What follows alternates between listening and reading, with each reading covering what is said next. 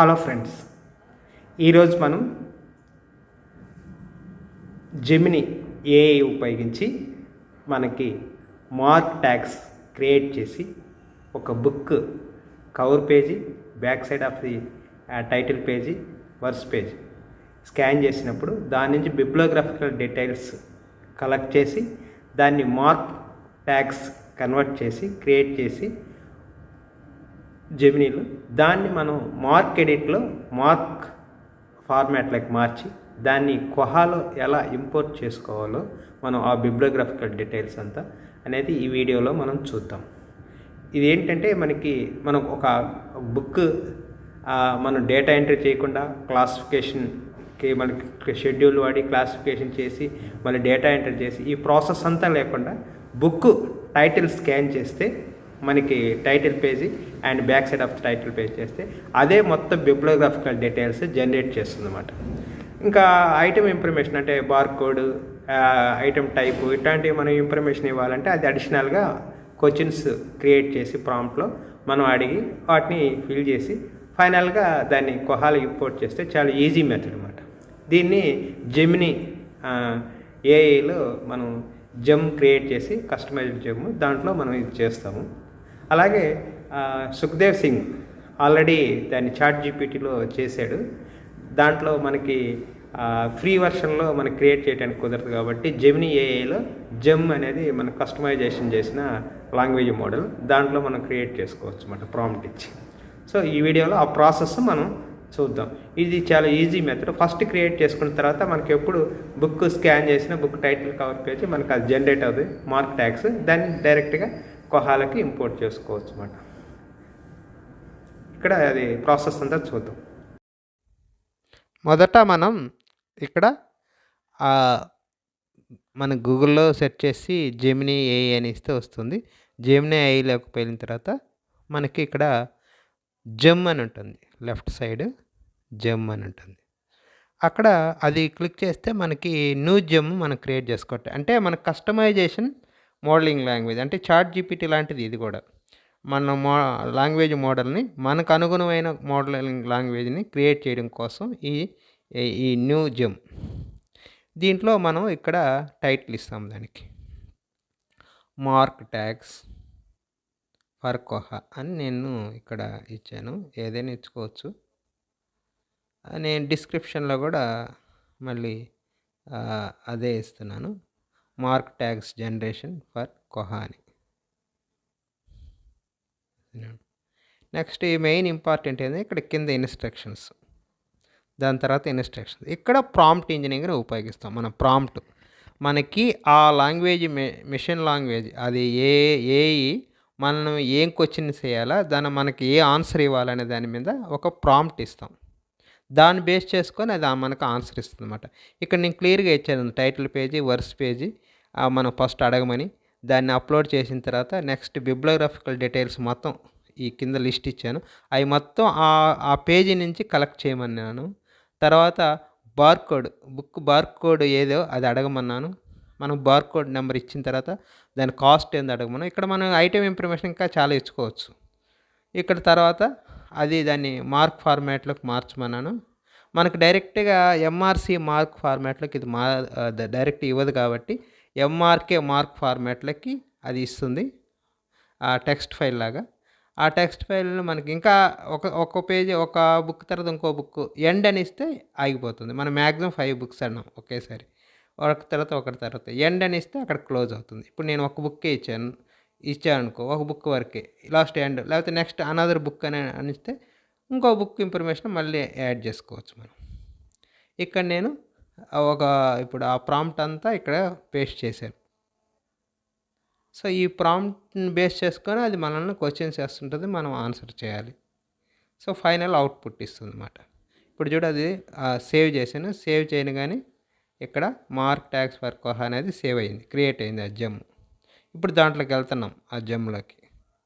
So అది మన customization model అన్నమాట. సో ఇక్కడ మనకి ఇప్పుడు స్కాన్ పేజీ, బుక్ యొక్క scan title page, back side of title page నేను అప్లోడ్ చేస్తున్నా. మనకు సెల్ ఉంటే సెల్ నుంచి డైరెక్ట్గా ఫోటో తీయచ్చు. ఇక్కడ నేను ఆల్రెడీ స్కాన్ చేసి ఈ ఇమేజ్ ఫైల్గా పెట్టాను. ఇక్కడ జావా కంప్లీట్ రెఫరెన్స్ బుక్ పెట్టాను అనమాట. సో ఆ 2 కవర్ పేజీలు బ్యాక్ సైడ్ కవర్ పేజీ ఇచ్చాను. సో నెక్స్ట్ ఓకే ఇచ్చాను. ఆ 2 అప్లోడ్ అయిన తర్వాత ఓకే ఇచ్చాను. సో ఇప్పుడు ఆ కవర్ పేజీలో ఉన్న మనం ఇచ్చిన ఏది బిబ్లియోగ్రాఫికల్ ఇన్ఫర్మేషన్ అదంతా అది కలెక్ట్ చేస్తుంది. కలెక్ట్ చేసి దాని నుంచి మనం తర్వాత మనం దాన్ని క్లాసిఫికేషను, కేటలాగింగ్ అంత మొత్తం మన డీటెయిల్స్ అంతా మనం మార్క్ ఫార్మాట్లోకి. సో క్లాసిఫికేషన్ ఇచ్చే టైం మిగులుతుంది. మనం ఆ బిబ్లియోగ్రాఫికల్ ఎంట్రీ చేసే షీట్ టైం మిగులుతుంది. ఇప్పుడు ఇక్కడ బార్కోడ్ ఇవ్వమన్నాను. ఇప్పుడు బార్కోడ్ అడుగుతుంది. మనం ఇన్స్ట్రక్షన్స్ ఇచ్చాం కదా. ఇప్పుడు ఆ బుక్ యొక్క బార్కోడ్ ఎంత అని అడుగుతుంది. సో నేను ఇక్కడ బార్కోడ్ నెంబర్ కూడా ఇచ్చాను. బార్కోడ్ నెంబర్ అంటే యాక్సెషన్ నెంబర్. సో కాస్ట్ కూడా అడగమని ఇచ్చాను నేను ఇక్కడ ఇన్స్ట్రక్షన్. సో నెక్స్ట్ కాస్ట్ కూడా అడుగుతుంది. మన ప్రాంప్ట్ని బట్టే అది అడుగుతుంటుంది అన్నమాట. మనం ఫస్ట్ ఏమి ఇచ్చామని. సో కాస్ట్ కూడా ఇస్తున్నాను. ఓకే. ఇప్పుడు అది మార్క్ ఫార్మాట్లోకి మొత్తం జనరేట్ చేస్తుంది. సో మొత్తం మార్క్ ట్యాగ్స్, దాన్ని సబ్ ట్యాగ్స్ మొత్తం క్రియేట్ చేస్తుంది. సో ఈ విధంగా మనకి ఇంకో బుక్ కావాలంటే మళ్ళీ అడుగుతుంది. ఇంకో బుక్ అని ఎండ్ అంటే అక్కడ క్లోజ్ అవుతుంది. ఇంకో బుక్ కావాలంటే మళ్ళీ అలాగే స్కాన్ చేసి ఇంకో బుక్ ఇన్ఫర్మేషన్ కూడా మనం కలెక్ట్ చేయొచ్చు. సో ఇప్పుడు మొత్తం మార్క్ ట్యాగ్స్ జనరేట్ చేస్తుంది. సో జస్ట్ కాపీ చేసి ఆ ట్యాగ్స్ టెక్స్ట్ ఫైల్ లాగా ఇస్తుంది. మార్క్ ట్యాగ్స్ అన్నీ జనరేట్ అయింది. ఇప్పుడు మనం దీన్ని మార్క్ ఎడిట్ అనే సాఫ్ట్వేర్లో ఎంఆర్సి మార్క్ ఫార్మాట్లోకి మారుస్తాం. ఇది కూడా ఆన్లైన్లో ఫ్రీగా దొరుకుతుంది అన్నమాట. మార్క్ ఎడిట్ అని మనం సెర్చ్ చేస్తే గూగుల్లో వస్తుంది. అక్కడ డౌన్లోడ్ చేసుకుని దాన్ని, అది విండోస్ వర్షన్, లైనక్స్ వర్షన్ 2 ఉన్నాయి. మనం లైనక్స్లో లైనక్స్ స్టైల్లో డిఫరెంట్ ఇన్స్టాల్ చేసుకోవచ్చు. విండోస్లో డైరెక్ట్గా స్టెప్ బై స్టెప్ ఇన్స్టాల్ చేసుకోవచ్చు. ఇక్కడ నేను ఆల్రెడీ ఇన్స్టాల్ చేస్తున్నాను. సో దీన్ని ఓపెన్ చేసిన తర్వాత దాంట్లో మార్క్ ఎడిటర్ అని ఉంటుంది. దాన్ని క్లిక్ చేయాలి. దాన్ని క్లిక్ చేస్తే ఎంటీ వస్తుంది. సో అక్కడ కాపీ చేసి ఇక్కడ పేస్ట్ చేస్తున్నా ఈ మార్క్ ట్యాగ్స్ మొత్తం. సో ఇప్పుడు కంపైల్ చేయాలి. కంపైల్ మీద క్లిక్ చేస్తే రికార్డ్ కంపైల్. ఇప్పుడు ఫైల్ నేమ్ అడుగుతుంది. ఫైల్ నేమ్ ఇస్తే మనకి ఎంఆర్సి మార్క్ ఫార్మాట్లోకి అది డైరెక్ట్గా జనరేట్ అవుతుంది ఫైల్. సో మార్క్ ఫార్మాట్లోకి జనరేట్ అవుతుంది. నేను ఫైల్ నేమ్ ఇచ్చాను కోహా బుక్ అని, జావా బుక్ అని. సో ఇది ఫైల్. సో ఇది ఎంఆర్సి మార్క్ ఫార్మాట్లోకి మారిపోయింది ఆ ఫైలు. సో ఇది డైరెక్ట్గా కోహాలో ఇంపోర్ట్ చేసుకోవచ్చు అన్నమాట. సో కోహాలోకి ఇంపోర్ట్ చేసుకోవచ్చు. దీంట్లో మనకి మొత్తం అన్ని డీటెయిల్స్ మనకి ఇన్స్ట్రక్షన్స్ బట్టి ఇంకా ఏమేమి కావాలో, ఎన్ని బిబ్లియోగ్రాఫికల్ ఇన్ఫర్మేషన్ కావాలో ఇస్తే అవి కూడా అది జనరేట్ చేస్తుంది. మనం ఏ లిస్ట్ ఇచ్చామో అంతవరకే జనరేట్ చేస్తుంది. ఇప్పుడు ఐటమ్ ఇన్ఫర్మేషన్, లేదా లైబ్రరీ నేమ్ కావాలా, లేకపోతే డిపార్ట్మెంట్ కావాలా, ఏది కావాలన్నా ఐటమ్ ఇన్ఫర్మేషన్ కూడా మనం ఇస్తే ఇన్స్ట్రక్షన్స్ దాని ప్రకారం ఇస్తుంది అన్నమాట అది. సో ఇక్కడ క్యాటలాగ్ ఓపెన్ చేసి మనకి కోహాలో క్యాటలాగ్లో మెయిన్ మెనూ ఇది. కోహాలో క్యాటలాగ్ మీద క్లిక్ చేస్తే ఆ stage for mark record for import అని ఉంది. స్టేజ్ మార్క్ ఫర్ ఇంపోర్ట్ ఉంది. దీన్ని క్లిక్ చేయాలి. ఫస్ట్ మెనూలో క్లిక్ చేస్తే stage mark records for import, ఇక్కడ ఫైల్ సెలెక్ట్ చేసుకోవాలి. ఇక్కడ జావా బుక్ ఎంఆర్సి ఫస్ట్లోనే ఉంది, దాన్ని సెలెక్ట్ చేసుకున్నాను. సెలెక్ట్ చేసుకొని ఇప్పుడు అప్లోడ్ చేయాలి. ఇక్కడ సెలెక్ట్ అయింది, ఇప్పుడు అప్లోడ్ చేస్తాను. 100% అప్లోడ్ అయింది ఆ ఫైల్, మార్క్ ఫైల్. ఎర్రర్ ఉంటే ఎర్రర్ చూపిస్తుంది. ఇక్కడ ఎర్రర్ లేదు కూడా ఫైల్ ఇంకోటి. సో ఇక్కడ ఇలా జనరేట్ అవుతుంది కింద. ఇవన్నీ మనం మార్చాల్సిన అవసరం లేదు. డిఫాల్ట్గా మనం మార్క్ ఫార్మాట్లోనే ఉంటుంది కాబట్టి ఇంకా మనం మార్చాల్సిన అవసరం లేదు. ఎక్సెల్ ఫార్మాట్ ఏం అవసరం లేదు.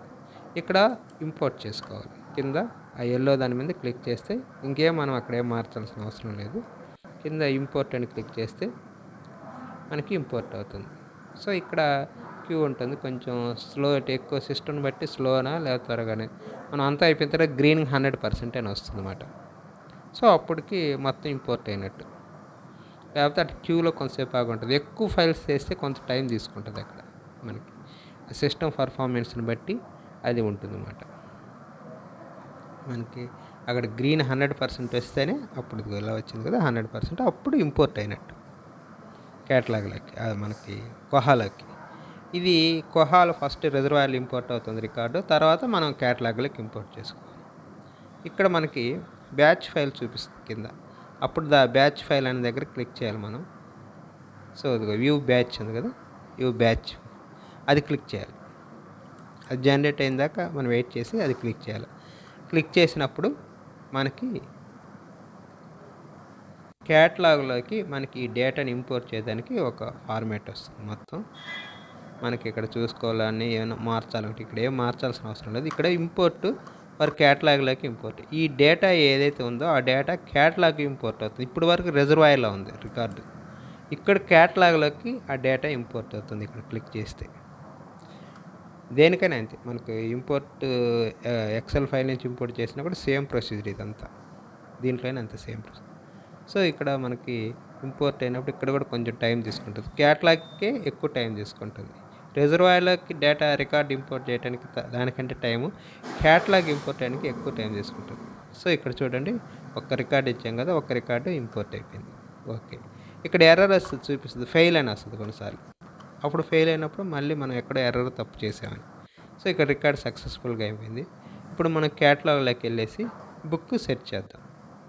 ఇప్పుడు క్యాటలాగ్లోకి వెళ్ళేసి అక్కడ మనం జావా చేసి అక్కడ క్లిక్ చేస్తాం.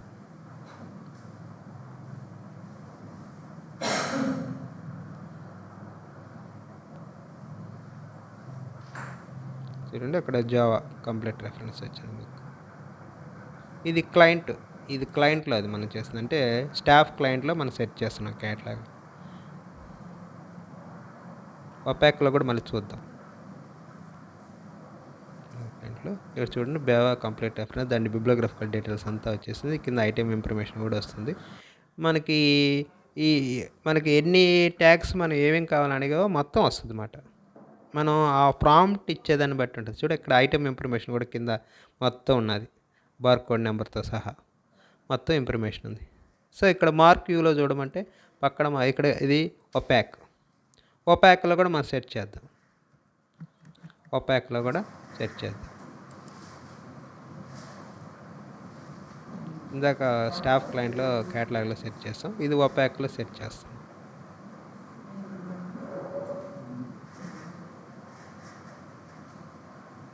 చూడండి ఒపాక్లో ఇక్కడ డీటెయిల్స్ మొత్తం వచ్చింది. డీటెయిల్స్ మొత్తం ఐటెం ఇన్ఫర్మేషన్ వచ్చింది, మన బుక్ రికార్డ్ ఇన్ఫర్మేషన్ మొత్తం ఇక్కడ డిస్ప్లే అవుతుంది అన్నమాట. సో ఈ విధంగా మనకి క్యాటలాగ్లోకి కూడా ఈజీగా క్యాటలాగ్ అవుతుంది, క్లాసిఫికేషన్ అవుతుంది, బుక్కి మొత్తం డీటెయిల్స్ వస్తుంది. క్యాటలాగ్లకి మనకి రికార్డ్ ఇన్ఫర్మేషన్ అంతా వస్తుంది అన్నమాట. మనకి ఈజీగా క్లాసిఫికేషన్ టైం సేవ్ అవుతుంది, క్యాటలాగింగ్ టైం, రికార్డ్ షీట్ అంతా ఎంటర్ చేసే డేటా ఎంట్రీ ఆ టైము సేవ్ అవుతుంది. ఒక్క book cover page back side scan చేసి దాన్ని మార్క్ ఫార్మాట్లో మార్చి జస్ట్ ఇంపోర్ట్ చేస్తే మనకు ఆ బుక్కి సంబంధించిన డీటెయిల్స్ మొత్తం ఇంపోర్ట్ అవుతాయి అన్నమాట. ఇట్లా ఎలాగా మనం చాలా బుక్స్ని సింపుల్గా చేసుకోవచ్చు అన్నమాట. ఇప్పుడు సింగిల్ డే బుక్ ఎంత టైం తీసుకుందంటే 4-5 బుక్స్ ఒకేసారి స్కాన్ చేసుకున్నప్పుడు చాలా ఈజీగా అవుతుంది. చూడు ఇక్కడ మొత్తం రికార్డ్ ఇన్ఫర్మేషన్ అంతా ఉందన్నమాట మార్క్ ఫార్మాట్లో. ఇదంతా మార్క్ ఫార్మాట్, ఐఎస్బిడి ఫార్మాట్ అంటే ఐఏసెట్ ఫార్మాట్, దాంట్లో కూడా చూపిస్తుంది. ఇక్కడ చూడండి ఐఏసెట్. సో ఈ విధంగా మనకి మొత్తం ఇన్ఫర్మేషన్ ఈజీగా మనం ఒకేసారి ఒక జెమిని ఏఐ ఉపయోగించి మొత్తం మార్క్ రికార్డులోకి మార్చుకోవచ్చు. క్లాసిఫికేషన్ కూడా అదే చేస్తుంది, క్యాటలాగింగ్ కూడా అదే చేసినట్టు. జస్ట్ ఇంపోర్ట్ చేయడం మార్క్ ఫైల్ ట్యాగ్స్ని. ఇలాగ మనం టైం సేవింగ్గా ఈ ఏఐ ఉపయోగించి మనం కొహాలోకి డేటా ఇలా ఈజీగా ఇంపోర్ట్ చేసుకోవచ్చు అన్నమాట. డేటా ఎంట్రీ చేయకుండా, క్లాసిఫికేషన్ చేయకుండా డైరెక్ట్ బుక్ యొక్క స్కాన్ చేసి జస్ట్ మనకు ఐటెం ఇన్ఫర్మేషన్ ఇస్తే అవుట్పుట్ మనకి అది ఇస్తుంది అన్నమాట. సో ఈ విధంగా మనం రకరకాల జెమ్స్ తయారు చేసుకోవచ్చు. మన కస్టమైజేషన్ ఏఐ అన్నమాట. ఈ విధంగా మనకి కంప్లీట్ చేయొచ్చు. Thank you.